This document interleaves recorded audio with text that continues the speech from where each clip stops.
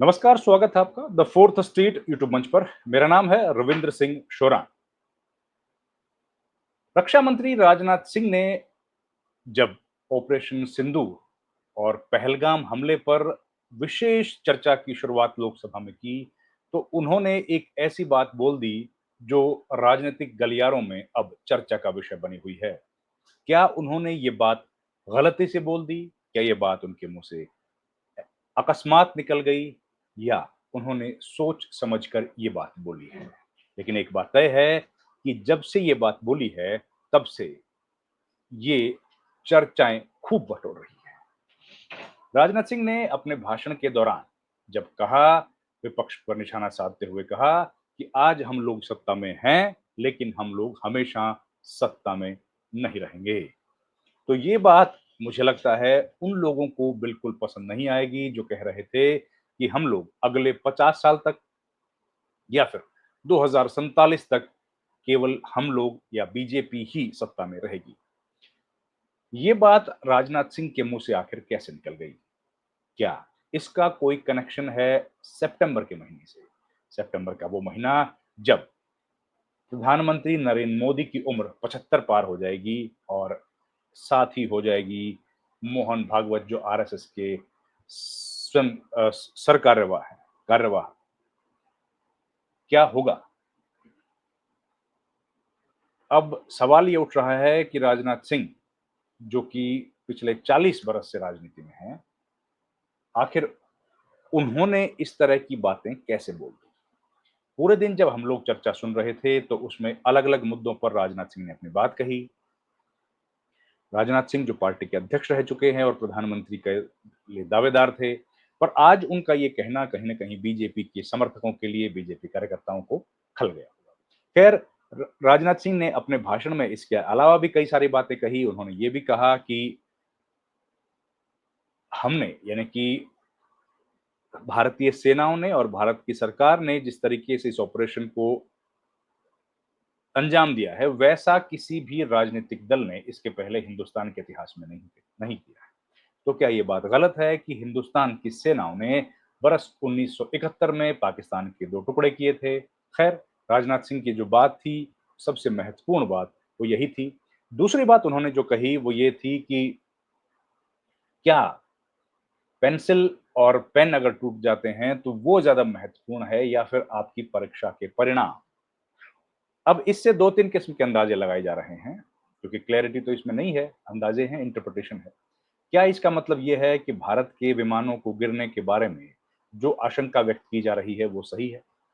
क्या ये बात ठीक है कि जो सीडीएस चौहान ने कहा था, उन्होंने कहा था कि कितने विमान गिरे हुए ये महत्वपूर्ण नहीं है, लेकिन क्यों गिरे वो महत्वपूर्ण है।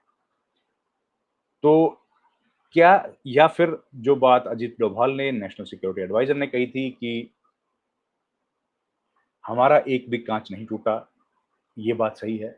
असल में इस पूरे घटनाक्रम में जो हम लोग आज सुन रहे हैं, पूरी डिबेट जो सुनी है, उसमें कई तरह की आयरनीज़ हैं, कई तरह की इस तरह पैराडॉक्सेस हैं, कई तरह के ऐसे बयान हैं जो पहले सरकार कुछ बोलती थी और अब कुछ बोल रही है। आपको याद होगा अगस्त 2019 का वो महीना जब जम्मू कश्मीर रीऑर्गेनाइजेशन एक्ट पर चर्चा चल रही थी लोकसभा में और उस वक़्त अखिलेश यादव को बहुत ऊँची आवाज़ में बोलते हुए गृह मंत्री अमित शाह ने कहा था कि पीओके हमारा है और हम पीओके के लिए अपनी जान दे सकते हैं। आप क्या समझते हैं अखिलेश यादव जी? ये बात उन्होंने उस वक़्त कही। आज रक्षा मंत्री राजनाथ सिंह ने उससे उलट बोलते हुए कहा कि उनका उद्देश्य नहीं था पीओके को हथियाना। इस पर गौरव गोगोई ने उनको घेरा और कहा कि आखिर आपका उद्देश्य क्यों नहीं था? क्यों आपने पीओके को अपने कब्जे में लेने की कोशिश नहीं की? और ये बात उन्होंने कही। साथ ही जब राहुल गांधी ने इंटरवीन किया, राजनाथ सिंह जब ये बात कह रहे थे कि डीजीएमओ का फ़ोन आया, उन्होंने कहा कि महाराज अब रुक जाइए, तो राहुल गांधी नेता प्रतिपक्ष ने कहा उन्होंने कहा कि पाकिस्तान ने के डीजीएमओ ने आपको फ़ोन किया और आपने उनकी बात मान ली। आखिर ऐसी क्या जल्दी थी कि आपने उनकी बात मान ली? खैर ये कई सारे सवाल हैं, लेकिन सबसे महत्वपूर्ण सवाल ये है कि एस जयशंकर ने जो बात कही, उसके बाद एस जयशंकर ने भी भाषण दिया और उन्होंने कहा कि प्रधानमंत्री नरेंद्र मोदी और राष्ट्रपति डोनाल्ड ट्रंप के बीच में कोई बातचीत नहीं हुई, एक बात। और बातचीत नहीं हुई, लेकिन उन्होंने इस बात से इनकार नहीं किया कि तीसरे मुल्क का इस भारत और पाकिस्तान के सीज़ फायर में कोई हस्तक्षेप था, उनका कोई इंटरवेंशन था या नहीं था। उन्होंने केवल ये कहा कि दोनों पक्षों के बीच में प्रधानमंत्री मोदी और ट्रंप के बीच में बातचीत नहीं हुई। अब उनका कहना है कि डीजीएमओ का फ़ोन आया और दूसरे डीजीएमओ ने मान लिया। अब सवाल ये समझ नहीं आ रहा है कि डीजीएमओ ने खुद अपने से फैसला कर लिया और सरकार को बताया, डीजीएमओ ने फैसला करके अब आर्मी चीफ को बताया, या फिर तीनों सेना के अध्यक्ष मिले और उसके बाद जो डिफेंस मिनिस्टर हैं उन्होंने ये फैसला किया। अभी तक ये बात समझ नहीं आ रही है कि फैसला किस स्तर पर हुआ है। क्या इसके बाद कैबिनेट कमेटी ऑन सिक्योरिटी बैठी थी, या फिर पूरा कैबिनेट की मीटिंग हुई थी, या फिर प्रधानमंत्री नरेंद्र मोदी ने स्वतः इस पर संज्ञान लेते हुए ये फैसला किया था। खैर, कई सारे सवाल हैं जिनके जवाब अभी भी अनउत्तरित हैं। 2 बड़े मंत्रियों ने अपने भाषण दे लिए हैं, 2 कल देंगे, जिनमें एक हैं गृह मंत्री अमित शाह, जिनके बारे में चर्चा है कि वो कल शायद 12 बजे के आसपास लोकसभा में अपना वक्तव्य जारी करेंगे, अपना भाषण देंगे, इंटरवेंशन करेंगे। और उसके बाद शाम को 6 बजे प्रधानमंत्री नरेंद्र मोदी इस पर भाषण देंगे। लेकिन एक जो अजीब तथ्य है वो ये है कि ये स्पेशल डिस्कशन की कैटेगरी में है, वो कैटेगरी जो रूल बुक्स में कहीं शामिल नहीं है। ना ये शॉर्ट ड्यूरेशन डिस्कशन है, ना ये half an hour duration discussion है, ये स्पेशल डिस्कशन की कैटेगरी में है और इस तरह की कैटेगरी लोकसभा की रूल बुक्स में नहीं है। अब सवाल ये है कि इस पूरे जो डिबेट होगी उसका रिप्लाई कौन करेगा? क्या इसका रिप्लाई राजनाथ सिंह करेंगे? राजनाथ सिंह जो पहले ही इस पर भाषण दे चुके हैं, पहले ही इस पर बात कर चुके हैं, क्या वो इसका रिप्लाई करेंगे?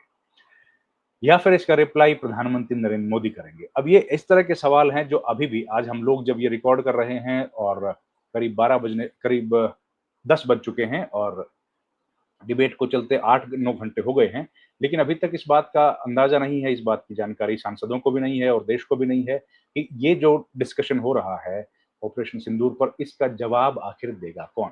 क्योंकि जैसे मैंने आपको बताया कि जो रिप्लाई करता है, फिर उसके बाद रिप्लाई के बाद क्लैरिफिकेशंस माँगने का अख्तियार होता है सांसदों को, लेकिन क्या अब वो परंपरा लोकसभा में होगी?